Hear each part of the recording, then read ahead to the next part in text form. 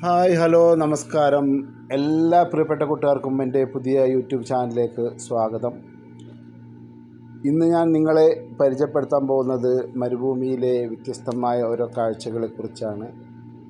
പ്രധാനമായും കൃഷിക്കാവശ്യമായ വെള്ളം എങ്ങനെയാണ് പമ്പ് ചെയ്യുന്നത് എന്നതിനെക്കുറിച്ചാണ് വീഡിയോയിൽ പറയുന്നത്. അപ്പോൾ ആദ്യമായിട്ടാണ് ഈ യൂട്യൂബ് ചാനൽ കാണുന്നതെങ്കിൽ സബ്സ്ക്രൈബ് ചെയ്യാൻ മറക്കരുതേ. അപ്പോൾ ഇന്നത്തെ യാത്രയിലെ ഉദ്ദേശം ഈ കാണുന്നത് ഉരുളക്കിഴങ്ങ് കൃഷിയാണ്.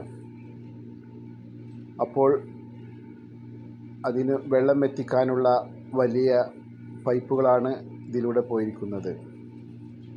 ഈ കാണുന്നതെല്ലാം കൃഷി ഇറക്കുന്ന സ്ഥലമാണ്. അപ്പോൾ ഇത്രയും നീളത്തിലുള്ള പൈപ്പ്, അതിന് ചെറിയ ചെറിയ ഹോളുകളുണ്ട്. അപ്പോൾ ഈ ഒരു പൈപ്പിന് ഇവിടെ നമ്മുടെ നാട്ടിലെ ട്രാക്ടറിനൊക്കെ ഉപയോഗിക്കുന്ന ടയറുകളുണ്ടല്ലോ, അങ്ങനത്തെ ഓരോ ടയറുകൾ ഉപയോഗിച്ചാണ് ഈ സാധനം കറക്കുന്നത്. ഇത് അതിൽ ജോലി ചെയ്യുന്ന ജോലിക്കാർ താമസിക്കുന്ന റൂമാണ്. ഇതിലാണ് ജോലിക്കാരൊക്കെ താമസിക്കുന്നത്.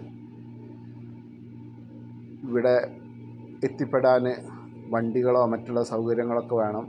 പെട്ടെന്ന് നമുക്ക് മാർക്കറ്റിലേക്കൊന്നും പോകാൻ കഴിയില്ല. ഏകദേശം ടൗണും ഈ ദൂരം കൂടി ഒരു 100 മുതൽ 500-1000 കിലോമീറ്റർ വരെയൊക്കെ ഉള്ളേരിയകളിലൊക്കെയുള്ള ആൾക്കാർ താമസിക്കുന്ന സ്ഥലമാണ്. നമുക്കൊക്കെ അവിടെ എത്തിപ്പെടണമെന്നുണ്ടെങ്കിൽ വണ്ടികൾ വേണം.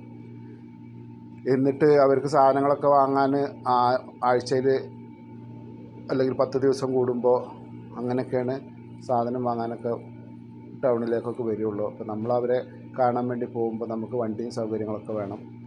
അപ്പോൾ ഇതാണ് ഉരുളക്കിഴങ്ങ് കൃഷി. ഉരുളക്കിഴങ്ങിൻ്റെ ഇലയാണിത്. ഈ പോകുന്ന പൈപ്പ് ഓരോ